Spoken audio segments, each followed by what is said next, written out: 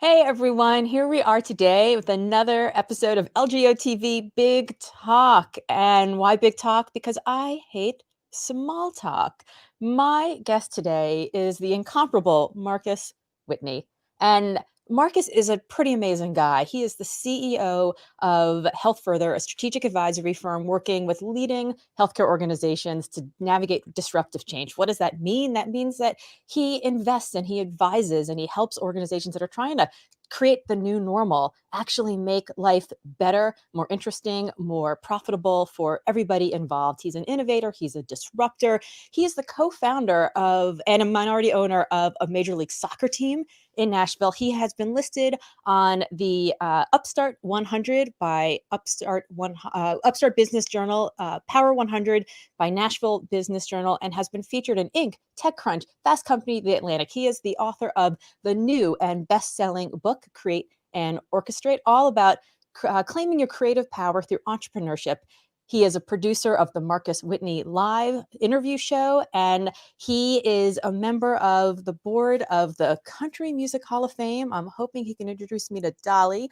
And he is also a board member of the National Convention and Visitors Corporation, Instruction Partners, and Arts Commissioner for the city of Nashville. And this would all be pretty amazing in and of itself, except it's even more fascinating because he's a college dropout. He was a waiter. He was living in a week-to-week efficiency motel, and he is a self-taught entrepreneur, successful, obviously, self-taught entrepreneur. And this is an incredible thing because we are living in a world where all we hear about is hustle, hustle, hustle, this hustle porn nonsense over and over and over again.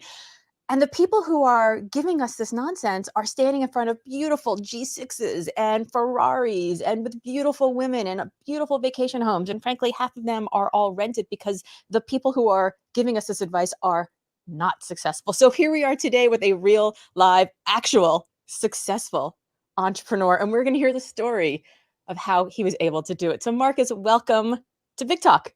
Thank you, Laura. So great to be here. Thank you so much. So I want to start by talking about the moment where everything changed. Was there a moment where you woke up one day and you were like, everything I've been told isn't right? And in fact, there's a better way for me to achieve my hopes and my goals and my dreams and make them a reality. I think I've had several of those over the course of my life, and they always seem to be when my back is completely against the wall with nowhere to go, right? So I think probably for everything you just talked about, the one to highlight is a moment at some point when I was in that week-to-week motel with my then wife, 1-year-old child, and she was pregnant, and I'm waiting tables in a town where I knew nobody. I'd just gotten to Nashville, so let's just call it a weekend, and I'm there, and I'm grateful. I've got a roof over my head. I've got a job where I can make some money, but I've also got this clear boatload of responsibility sitting in the room with me that I know that whatever I've got sort of in my pocket is completely inadequate to take care of. And I just realized what I'm doing is not going to cut it. It's just not going to cut it. And I have to think my way out of it. Like, I don't know anybody in this town. I don't have credentials that would allow me to go on a standard job search. As you said, I was a college dropout. And I had to just start thinking about what I could do. And for me, it was the year 2000. So .com boom towards the bust, but still booming for sure. And I had spent a couple of years in my youth playing around on computers, like a lot of kids. My uncle worked at IBM and gave me an IBM PC Junior, probably when I was 9 years old. And back then, computers didn't do anything that you didn't program them to do. So I learned some basic, enough to think I could program or I could learn how to program. And I just started buying books and taking them home, and on this little old gateway PC, teaching myself JavaScript and back then Flash technology and HTML, and learning how to code with the hope that one day I would be able to get hired by a company that was also hiring high school students and paying them $60,000, $70,000, $80,000, and they're riding around the office in skateboards, because that was kind of the .com story in the year 2000. And I was like, if those kids can get a job, then I can get a job, even though I don't have a college degree, if I can learn the skills. So that was the first moment where I had to completely revolutionize the way that I thought about being successful. But Uh, what did your uncle do for IBM? Was he, was he a, he was a programmer. he was a programmer? So Yeah. this is and so this show is video and streamed then as a podcast. And for those people who are just listening to the podcast, you need to know that Marcus is Black. Now, there are not a lot of Black programmers, even now, let alone back then. So I think you have to, it's very hard to imagine success if you can't see it. So you see your uncle, he can do it, because I'm imagining all those kids running around in skateboards in the .coms they don't look like you, Yeah. right? No, So that had to take a little bit of leap of faith to know that it wasn't just him, that you could be successful. So where do you find, I mean, there's a billion other things that you could do professionally, but to have to teach yourself a new skill for something where there are not a lot of people who look like you, it tells me that you are a man of faith, of some sort of faith. That faith may be just in yourself, but that is a leap that you're taking there. Yeah, I think some people, I think there is a break point where some people just make the mental call that failure is not an option, and they move forward in whatever direction they need to avoid failure. And I think that was just what was happening for me at that moment. I just could not consider failure. I've got this little 1-year-old. He's like the cutest thing on earth. And I got this pregnant wife. It's just, I can't fail. So it really doesn't matter what the circumstances are or what the odds are.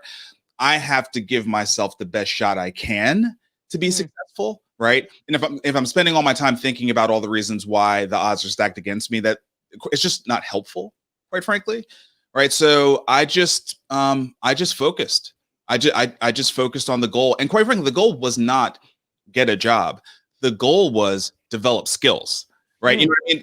There was a process. It wasn't like I went from saying I need to be a programmer to automatically being a programmer. It was 8 months of learning and doing stupid pet projects. And, when my wife decided that she really wanted a midwife for good reason, and we couldn't afford one, we were able to barter with her that I would build her a brand new website, which she was really excited about, in exchange for her services. So there's always a way. There's always a way. There's always a way. And so I had my first professional website that I was able to use as a portfolio piece when I started applying for jobs. And so it's when you focus your mind, you know what I mean? When you focus your mind on, this is the task in front of me, and you're not obsessing about all the reasons why it can't happen. I'm not saying it's definitely going to happen, but you give yourself the best shot. Yeah, and sometimes you have to Wizard of fucking Oz it all the way up, right? You're like, I have a quote portfolio of clients. Look at the website I built for this midwife. Isn't this amazing? And nobody needs to know what's behind the scenes. But so the faith that you have, your religion is positivity, it sounds like. Yeah, for sure. I mean, I usually think about it as openness, meaning I'm open to the possibility. You know what I mean? That this thing can happen. And then certainly positivity and optimism. I try to live by that. But a lot of that is sort of what you feed yourself in terms of information and media and things like that. You got to be careful what your information diet is. So when you stay really busy, I was waiting tables 6.5 days a week. And the 6th day, the reason why I say a half is because I was working double shifts 6 days a week, right?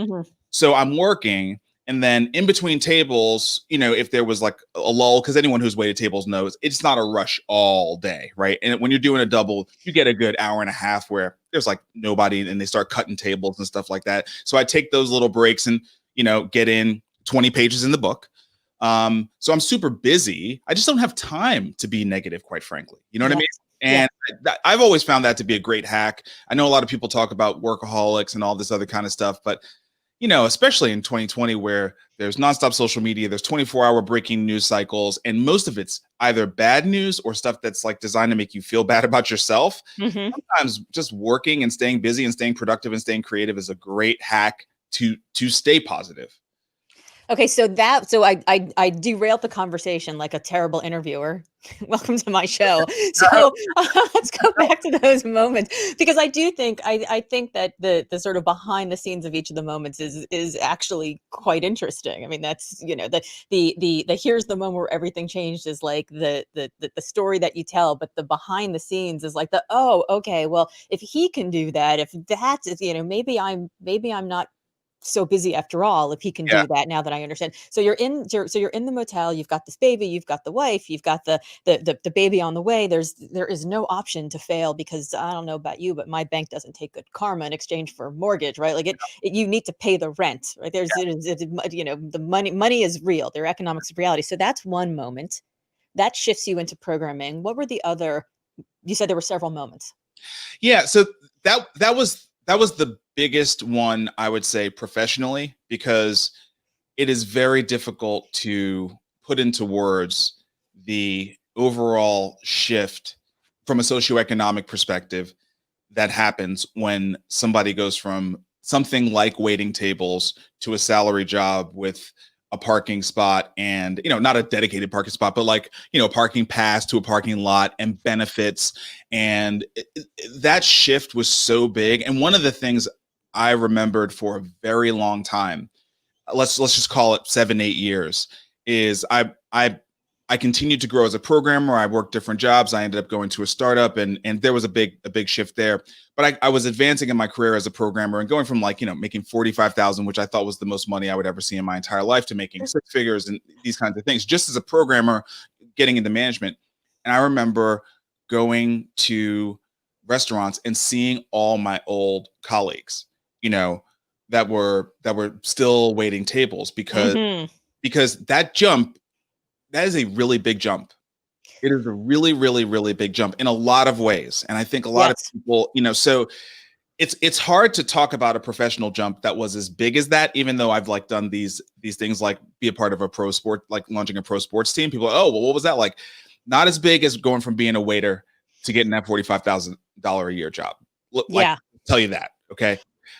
The next big jumps were around life stuff, so just quickly, I'll run through two of them, and you tell me which one you want to talk about next. But Okay. one big one was when my then wife said she didn't want to be married anymore, and it started the separation and divorce process. Hmm. The other one was when I hit a bottom with alcohol and decided like I had to quit alcohol.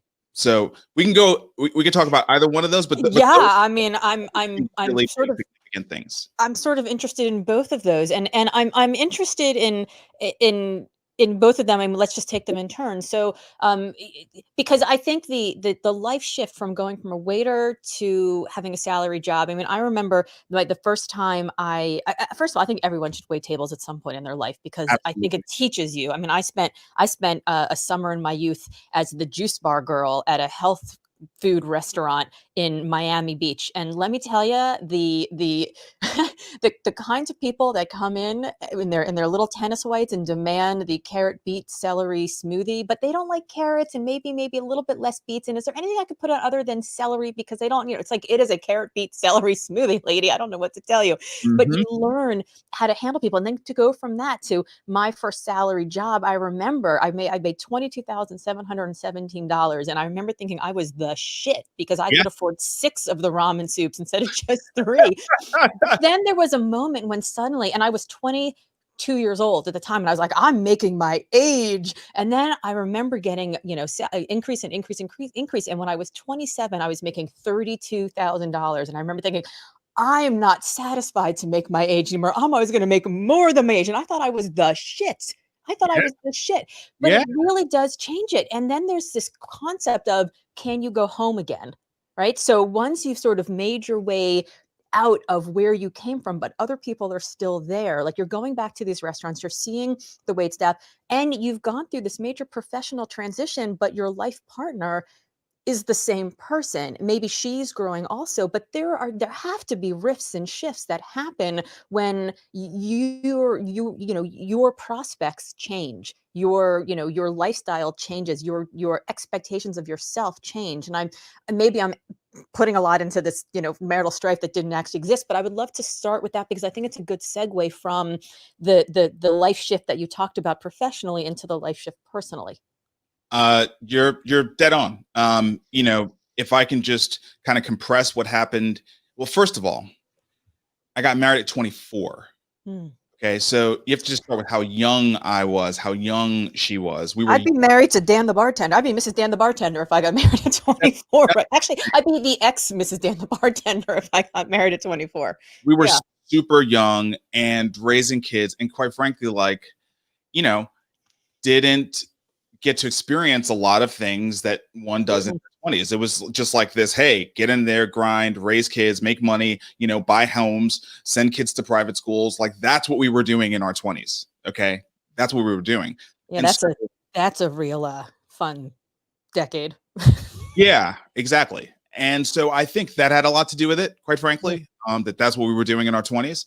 And you're right. I mean, from 2003 to 2007, I was at my first real startup. Mm-hmm. I joined as the fifth or sixth employee. It's an email marketing company called Emma. And you just got to today, email marketing companies are quite frankly a dime a dozen.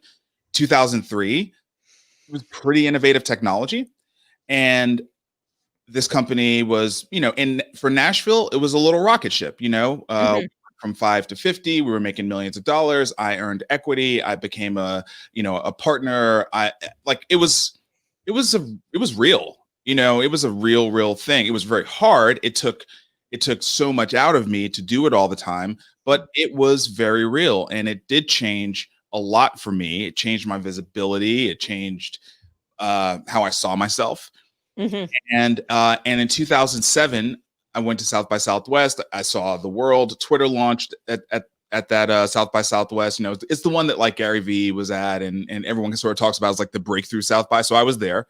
I met Matt Mullenweg from WordPress. It was like crazy, right? And that's when I was like, oh wow, there's like a big tech world out there, not just little Nashville, and like I could do big things. So I leave Emma to kind of go start my first business. I get to sell my stock back to the company as seed money for it. And what I didn't see coming at all was 60 days later, my marriage fell apart. And really, it had been falling apart. In truth, it had been falling apart. But like I was so busy working and sort of in my head and in my, looking at the stars and all that kind of stuff. And then, reality comes knocking at your door, and it's like, okay, now we have to deal with this. Kids are 8 and 6. So, you're now dealing with, okay, I'm running a business, but I'm immediately going to start paying alimony. It's all the stuff that anybody who's ever been through this understands, and everyone who's never been through it, it's pretty hard to understand. Yeah. Divorce is a tough financial decision. That's for sure. It's really, really hard. Especially when like you don't have, you don't always have say in it. Mm-hmm. And in my case, I didn't really have say. It was like, she was done. That was it. And a lot of it was that she felt like she had dedicated the last 7 years to raising the kids, and she had dreams and she didn't get to live them out. And before time ran out, she wanted to go do that. Yeah. I mean, I saw that with so many of my friends. It's sort of the second grade divorce contagion, right? Everyone's, you have like the older kids in second grade, the younger kids usually in kindergarten, right? Or about to get to kindergarten. It's like all of a sudden the stay-at-home parent is like, now what? And then it's in the same way that your life shifted from waiter to salary. All of a sudden she's going from full-time mom to I'm home alone for a while. What do I do? And it really is an identity crusher. Yeah. So it happened. And for me, it exposed this whole underdeveloped part of me. I got married really young. So like there was all this stuff about relationships I didn't really know. There was all this stuff about like, to be completely honest, I was so focused on making money. I had no idea how to manage my own finances. Like she did all of that. I did not know how to do it. So I had to go through that entire process, but I had to go through it while I was like writing big alimony checks. So like that was kind of a disaster, and launching a business at the same time. So Yeah. that's pretty much a disaster that took me 10 years to crawl out of. So did that lead to the drinking? Yeah. You know what? Yeah, it did. It did for sure. It was part of the, you know, it was part of the, yeah, yeah, it was in there for sure. You know, it And wasn't, when it wasn't the whole thing, but it was a big part of it. Yeah. Yeah, I mean, I think, it's I think we're seeing that a lot now, with people trying to self-medicate during COVID and just Yeah. trying to just deal with the massive amounts of mental health, issues that are going on right now. So, not surprising, but then you get to a point and you decide to become sober. Yeah. Which was 12 years later. Okay, so take us on that journey then of sort of figuring out that it was time and sort of how do you get control of that? Yeah, so you know, a lot of things started to come together in my life after a pretty hard period. I met a wonderful woman who I'm now married to, and we've been together for 10 years. I finally sort of found my business partner kind of for life. You know what I mean? Like the person Mhm. we probably can just keep doing businesses until one of us croaks, and it'll be just fine. You know what I mean? Yeah, So yeah. like I found that person.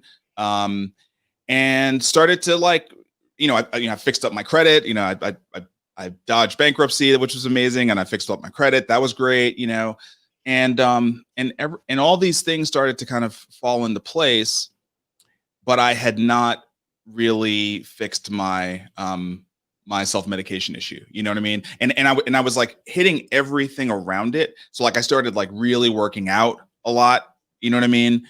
Um, I started being obsessed about diet stuff. So I started doing all these other things, Yeah. but the main thing, right? The main thing was just the drinking. It was just like, it was eating away at all the other positive stuff that I was doing, way faster than I could like build it back, and I just sort of hit this, and like also time is happening and like my metabolism is changing and like my body's saying, hey, listen, dude, you can't handle, you know, those two, bourbon drinks the way that you used to. You just Yeah. you can't like you're gonna be in trouble if you keep trying to do that. And so really like it was this moment that I realized I had it was this moment that I realized that I had used alcohol as a tool to deal with a very, very difficult time. And, quite frankly, alcohol is a very effective tool, but it comes with some really bad drawbacks.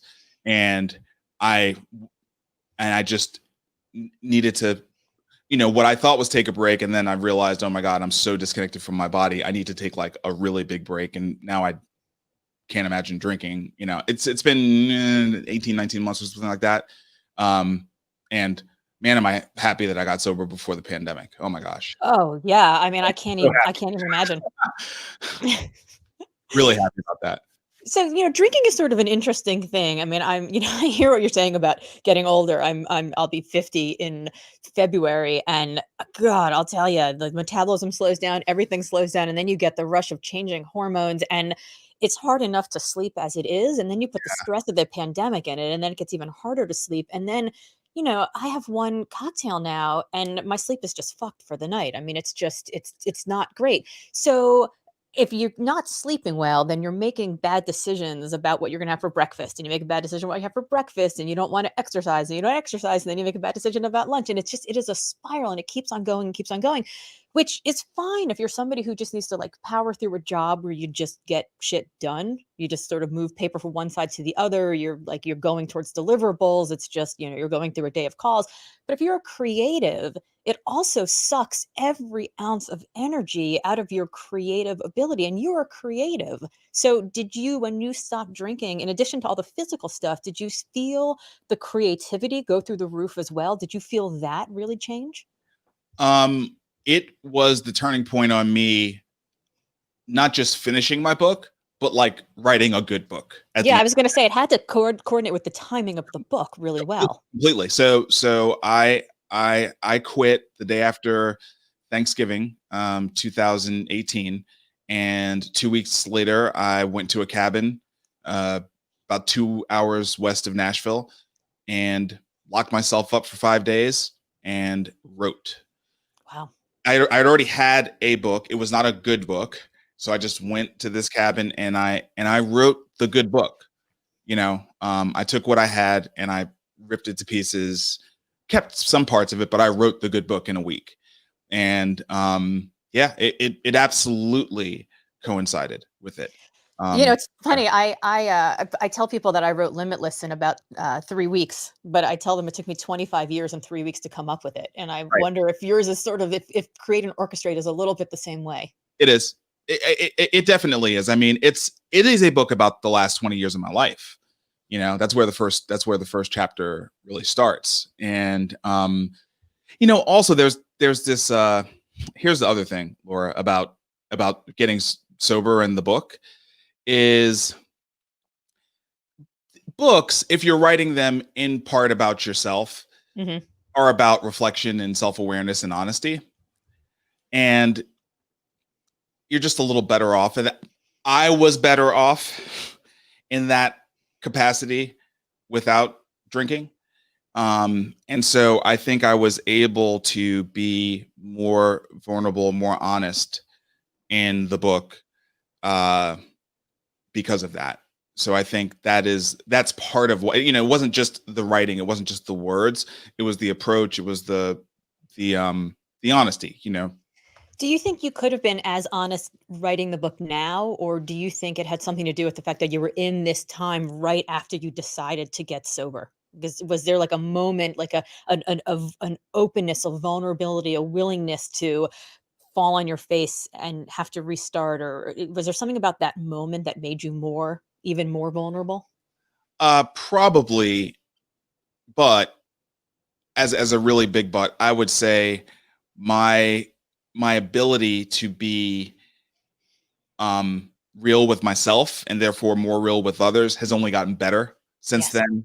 You know what I mean? Because it's a practice like everything else, right? Because I don't think people like when I think about sobriety, I'm not even thinking about the alcohol. I'm thinking about living day in and day out with no unnatural buffer between me and my feelings. That's basically what I'm like how I see it.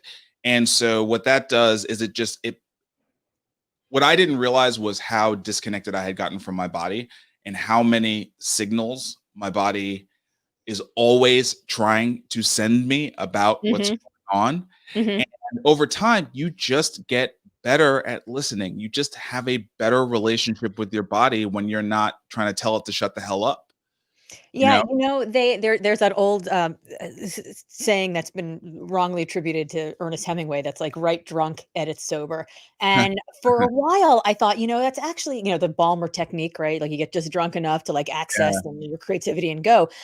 And for a while, I thought that was genius, right? I thought it was great. It's like that takes away the governor in your brain that says, "Stop, don't do it, don't say it. Maybe you should do it a little bit better. Edit this way. That's a shitty sentence. You need to write a little better."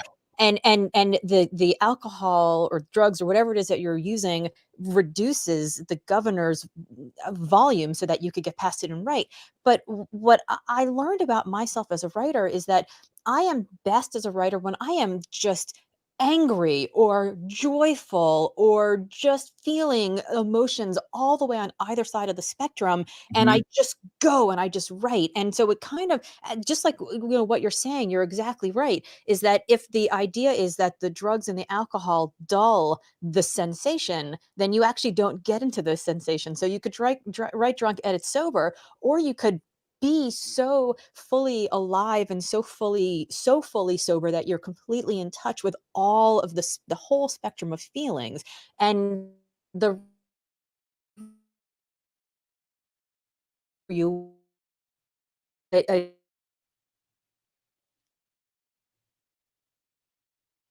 in the moment in your life, how you've grown to your book. Oh, hey, Laura, could you say that last sentence one more time? We broke up, and You I'm not cut sure if it out? was me or you. No, I was Yeah, probably me, but I was saying that the fact that you are able to access the full spectrum of emotion in this sort of unvarnished way, adding to it the maturity that you have now, so you can look back on these last 20 years, really adds such richness to your book. Yeah, definitely. I mean,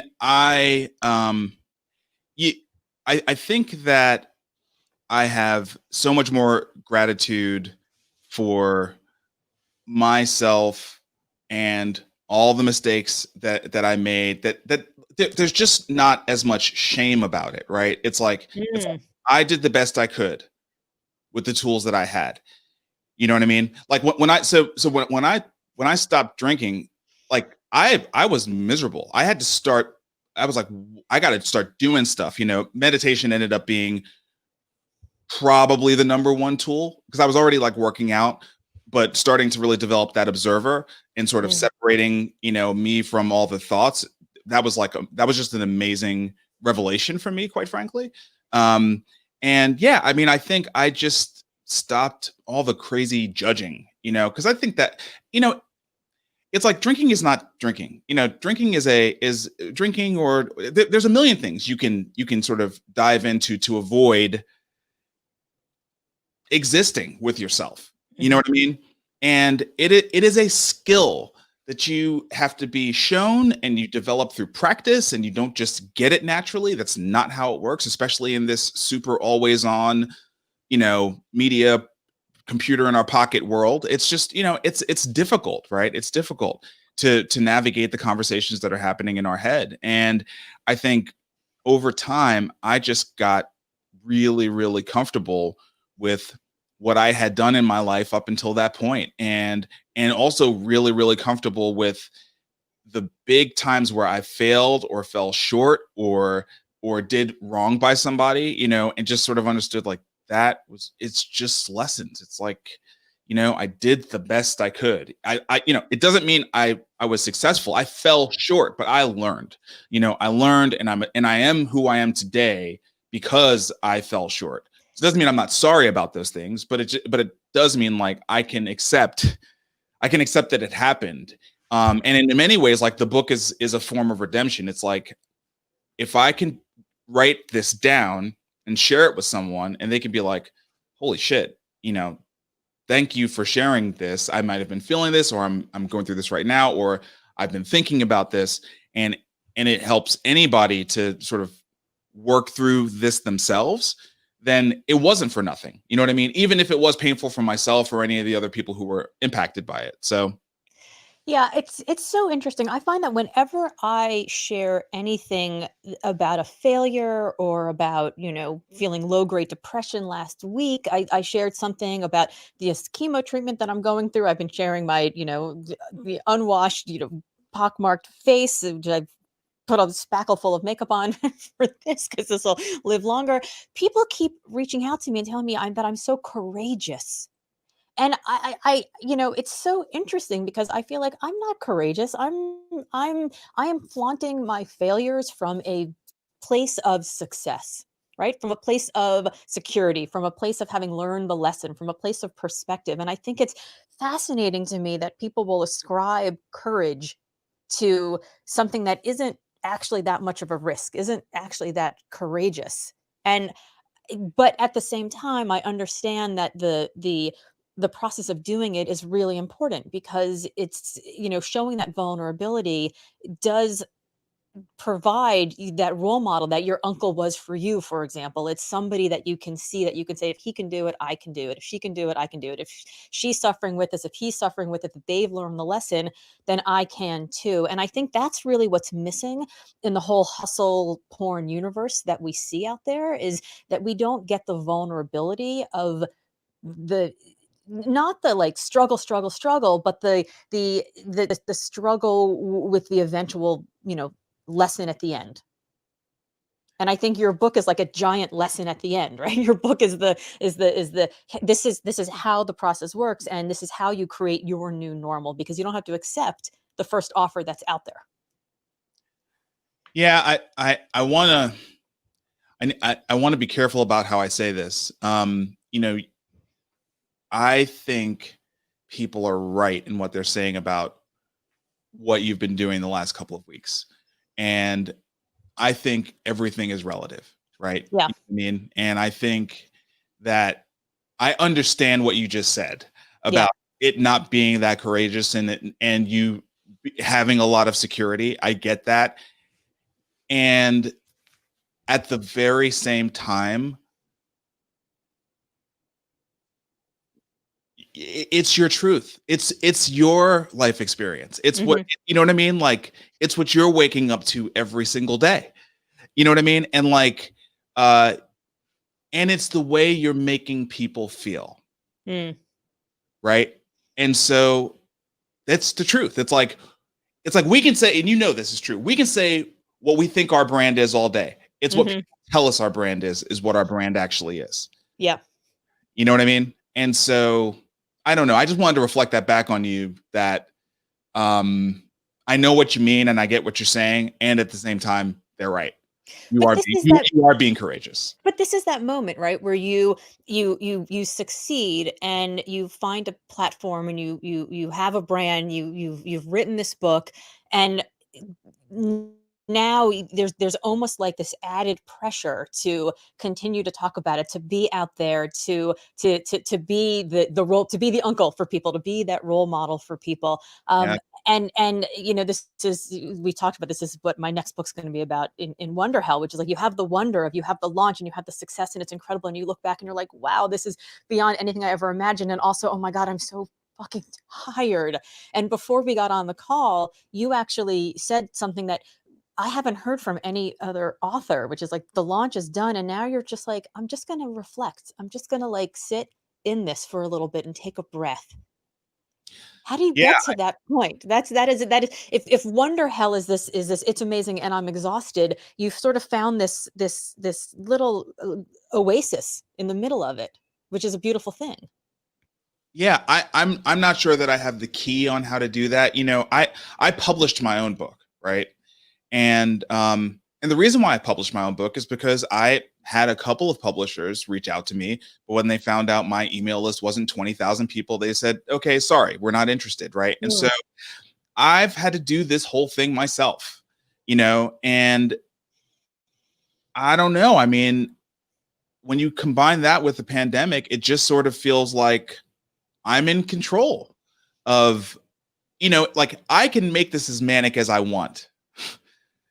You know what I mean? Like, there's nobody else sort of pushing me to do that. And so, yeah, I just thought, given that privilege, right?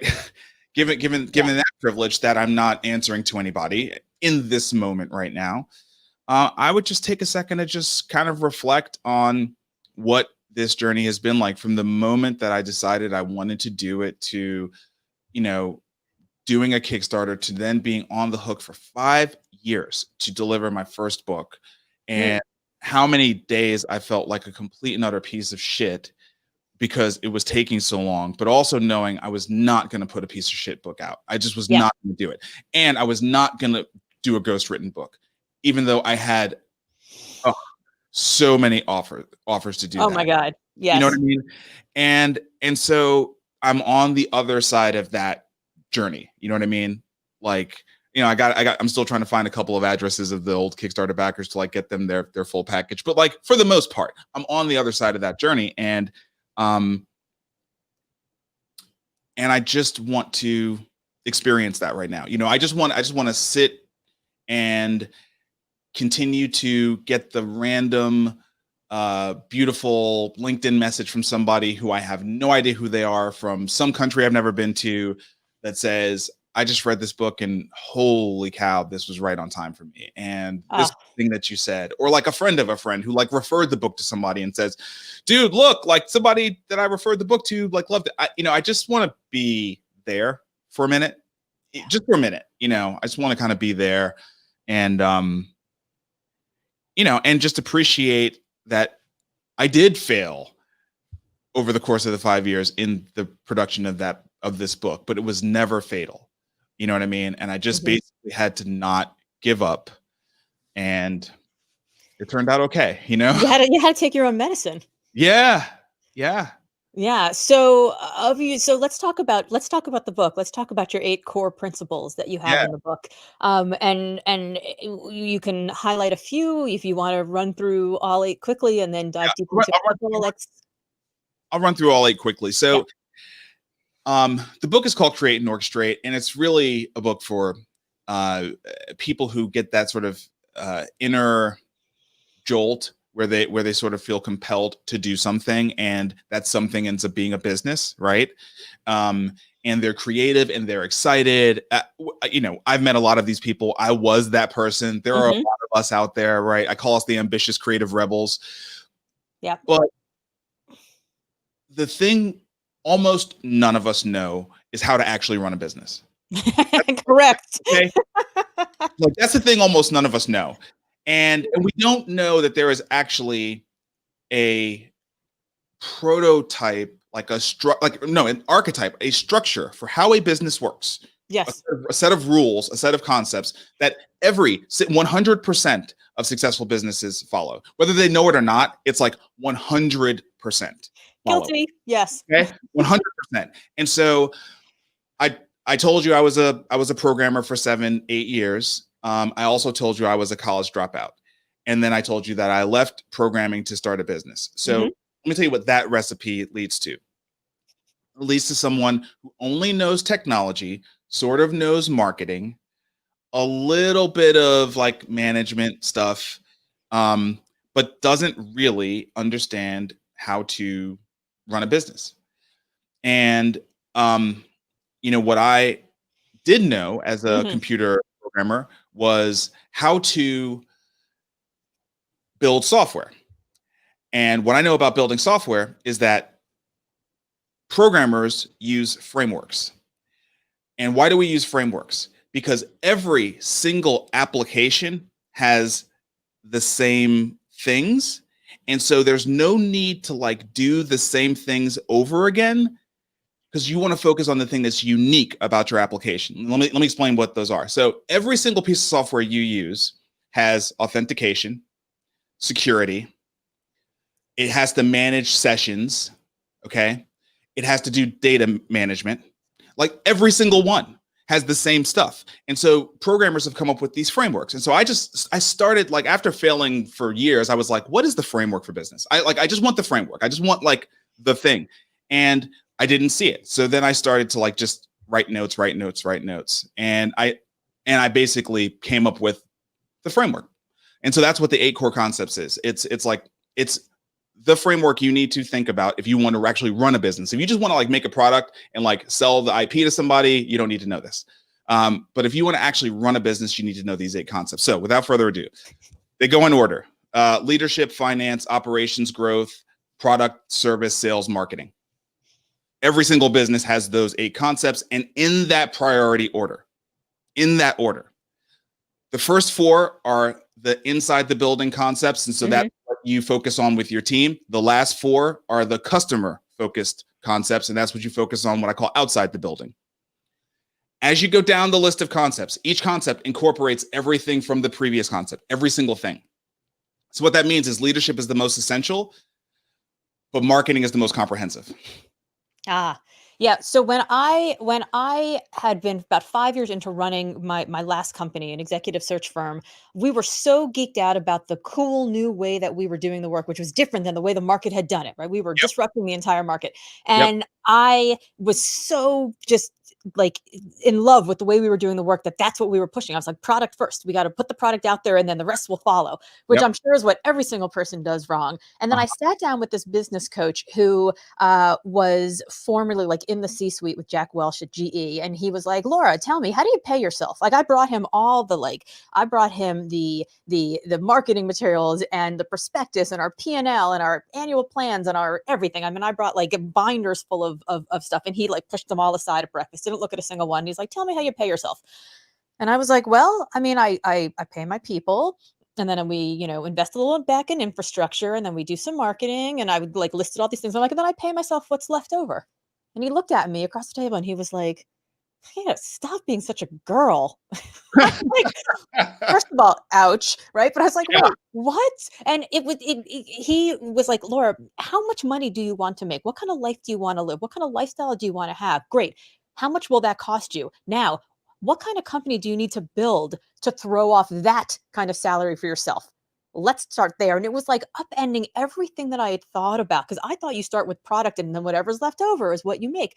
In reality, you start with the internal stuff, the leadership, who you are, who you need to employ, what that salary is going to cost, what the culture is going to be, what the metrics are inside to move forward. And it was, you could have knocked me over with a feather. I mean, I needed your book back then, because starting with the internal has got to be the thing that everyone who is not successful gets wrong, because they're so busy thinking about all the product or the service. It is so consistently problematic for first-time entrepreneurs. So consistently problematic, because all of the books that you see out there that have sort of defined the culture of startups are customer development. The 4 Steps to Epiphany by Steve Blank and the Lean Startup. All these things are about finding a product market fit, right? That's what they're all about, which is cool, but that is not how you run a business. Right. That's not how you run a business. So you get a splash, and then you're like, why aren't we still successful? Why isn't this working? Why is it right? Okay. Exactly. And so, yeah, it took me a long, the finance one, I didn't know that the total cost of an employee was not just salary. Right. And that's kind of a big mistake to make. Right. And then people are like, people are listening like, oh, well, yeah, but it's also benefits. And you're like, no. It's onboarding. It's offboarding. It's the space that they take up in your physical location. Like it's a lot. Computers you need to buy them. It's your time managing them. It's payroll taxes. I mean, finance was, for me, I had to put it right after leadership, because I was like, this is where everyone gets totally screwed. Yeah. Right. Because if the numbers don't work, your business doesn't work. I don't care like how popular the product is. If you're burning cash, you're dead. You're dead. Yeah. And so, yeah, I wrote that part really for me in 2007. Like, this is what I needed in 2007. It's the spine of the book. It's the only part with no story. It's like on both sides of that, there's like a bunch of stories and lessons and philosophies and stuff like that. But in the middle is like, okay, here's 40 pages that you absolutely have to know. And it's really the only thing you have to know. The other stuff, try and figure out on your own. This is the don't fuck it up chapter. Absolutely. Yeah. Seriously. So yeah, so that's basically it. It's very, very, the simpler, the better, right? So a pretty simple list of things. Each concept is really one word. The word has a purpose, right? So like leadership, the purpose of leadership is to, establish the culture of the business. But like, it's just 8 concepts that are 8 words in an order, and you just need to stick to it. Just stick to it. That's it. So on leadership, do you think there's so many books written about leadership, and everyone has a philosophy, like a good leader is X or a good leader is Y? Like, do you think that there's one prototypical type of leader, or do you think it changes based on the company, based on the culture, based on the person and their backstory? Based on the person. To me, it's based on the person. The company the company is a projection, literally, like out of our mind, right, of the person. And so, you want, as a leader, I hate the word authentic, but it is useful here, because you want the company to mirror the person as closely as possible, because then you don't have dissonance, you don't have static, and then the right people, the right products sort of surround that person, right? Now, of course, this is really for entrepreneurs. This is not for corporate leaders who get hired in. I didn't write a book for corporate leaders. I wrote a book for entrepreneurs, right?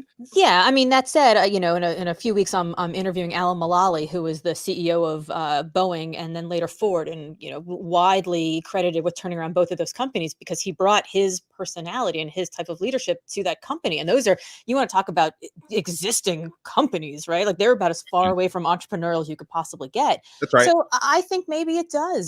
So, in doing search, we used to get hired in and people would say, well, our CEO left, we need exactly the same person. Or our CEO left and we need exactly the opposite person. And I go, well, wait, like, let's talk about who you are, where you've been, where you want to go, what success looks like in 6, 8, 12, 24 months down the line. And let's talk about what kind of person's going to get you there. Yeah. So I do think it has to go both directions. But if the person coming in is just coming in as a square peg in a round hole and trying to pretend to be a round peg, well, that's where the authenticity thing works, right? That's just not going to happen, because people won't see, your love for the work and for the company and, by proxy for them. And I think that that positivity that you bring, and that, failure is not an option, and that there is a way to get through it, we just have to find the way. I think that comes through the authenticity piece. The primary job of leadership is communication, and Hmm. and you have to be able to communicate as you are. You Yes. know what I mean, like, you can't be wearing a mask in leadership. So that's why I think it is so much about the person, and like, what does that, if a person is a leader, they're a leader. So what is their natural leadership posture? What is their Mm. natural leadership sort of style? And then you build the culture largely around that. I mean, that's I've always had a bone to pick with the term servant leadership. And I come out of politics and nonprofits, right? I come out of service, service, service. But that also ends up becoming almost like martyrdom leadership. And I think sometimes, like, in the idea of servant leader, we lose track of the leader piece of it, and we only keep the servant. And in the end, people need to be led. There's their leadership has to happen as well. So I'm sort of curious, since you start off in as leadership being the most important thing, what your thinking is on servant leadership, and sort of what the role is of, like, how much service versus how much leadership, and is there a right formula? Yeah, so I'm with you on this. This is a big, big, big, big issue for me, and I think, we sort of, the pendulum swung really big time into the servant leadership, direction, and I actually think it robs people who are not in the executive level of leadership of being leaders, right? You know what I mean? Like, Oh, so, yeah, yeah, yeah. like, it's not like, I'm okay with servant leadership if everybody embraces it. But if you're trying to say servant leadership means the executive team is there to serve the employees, I mean, okay, but like, what does that actually say about what the employees are there to do? Like, to me, it's all supposed to be symbiotic. Hmm. Like, I don't accept the idea that the employees aren't there to serve leaders as much as the leaders are there to serve employees. Yes. And the employees, should operate for where they are at that point in their life, right? Like, if you're ready for the next thing, don't be in that position. Make space for someone who really could be in that position and be great, and you go on, do the next thing. And if the next thing is available in that company, great. If it's not, go forth to the next place. But to me, it's like, everybody is serving everybody. You know what I mean? Not this idea of like, what, I don't understand the point of the imbalance there, to me. you know Now, I do believe at the top tier, it is the leader's job to effectively communicate, and that means they need to communicate over and over and over again. They have to be indefatigable about their communication, and really not so much about how often they're willing to do it, but about getting it right.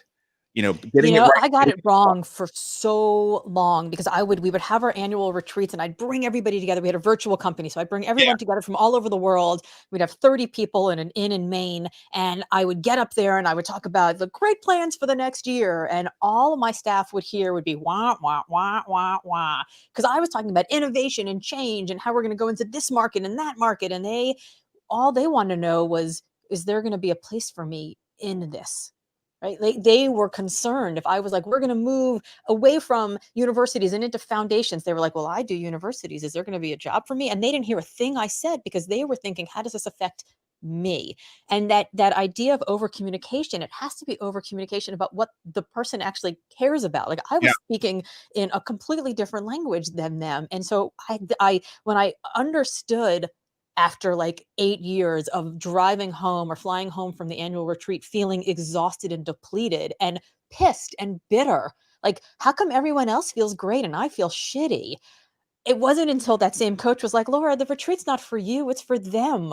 You need to pour the Kool-Aid. That's your job." It completely changed how I communicated and what I communicated about. And then I scheduled a different retreat for myself and my business partner where we There you could go. be together. There But you go. that the idea of communication, it's the over communication. It's also what you communicate about. So was I a servant leader? No. But did I make sure that I was serving their worries and their concerns and their needs? Yeah, but I had to learn that lesson the hard way, the really hard way. It took a decade. Businesses are tough because businesses from an employee ownership perspective, they suffer from the principal agent, economic problem, right? Which is about incentives. So I don't want to say they're fundamentally flawed, but they're not perfect. Mhm. I think people need to understand that. Like it's a challenging dynamic no matter what, because the incentives are not 100% aligned. And Right. so I think if you can understand it's not a perfect system, then you can also understand it's pretty difficult to be perfect in an imperfect system, right? Mhm. You do Mhm. the best you can, and you understand everything is probably going to run its course at some point. And you just do the best you can. Different people have come up with different models for it, but everyone's been a critic of every organization, for how they treat their employees. No one's said anyone's gotten it perfectly. Yeah. You know, it's just not perfect. And that's okay. That's okay. Are there leaders that you look to as role models? Mm, I mean, I I don't, and the reason why is because I don't fetishize what I see from the outside, because I know I don't really know what's going on. Yes. So you know what I mean. Uh, Probably the leaders that are my role models are the ones who I've worked with on the inside, right? So, Mhm. the person who wrote the forward to my book, Clint Smith, he was one of the co-founders and CEO of Emma, and actually not just Clint, but Clint and Will, and Will Weaver. Both of them are leaders that I very much looked up to. I worked with them, you know what I mean. So I very much looked up to them. My business partner Vic, I think he's fantastic. The people that I worked on bringing pro soccer to Nashville with, those are people, because I've been in the trenches with them. You know what I mean? Mhm. So I've seen Mhm. how they've shown up in those moments. But like somebody who I've read a story in ink about, it's like you don't know what the hell is that really going on. You know what I mean? So Yeah, I idolize their marketing people. right, exactly, yeah, that's amazing communications. You know, Absolutely. I mean, I idolize Olivia Pope. She's the one who puts the pieces out there. That's for sure. Yeah, I love that, because I think you learn so much about people in the dark hours, right? When the shit hits the fan, when things go wrong, when failure is not just a possibility, it's a probability, right? When it's not going to work out, and who they are in those moments. That's when you really learn the true character. That's when you see someone's real soul. And I love, it's such a softball question, right? Like, who are the leaders you look up to? But I knew that your answer wasn't going to be traditional, but I love that it was even less traditional than I expected. So I love that. How can the fine folks find you? MarcusWhitney.com. That's easy. Full stop. And Create and Orchestrate Yep. bestseller is Yeah. Yeah. available everywhere. Yeah. Oh, I Definitely. should get yours. It's on the shelf back there, but Awesome. Yeah. No. No. Yeah. You can get it on Amazon. If you want a signed copy, you can go to my site, and there's a link to the store that I have where I'm shipping out signed copies. But yeah, just go to MarcusWhitney.com, and you kind of find everything that I'm doing there. There's a newsletter you can sign up for. Try to make it easy. Just go to my website. you also have a ton of great swag on your site also. So if people Yeah. want to get a great shirt that says create or build the new normal, I reject the new normal because I rejected the old normal. So we got to build our new normal. Yeah. Absolutely. So you can get that along with the book. Awesome. There's all kinds of great stuff on there at marcuswhitney.com. Marcus, thank you for joining me today. This has been a great conversation. Laura, thanks so much for having me. It was awesome.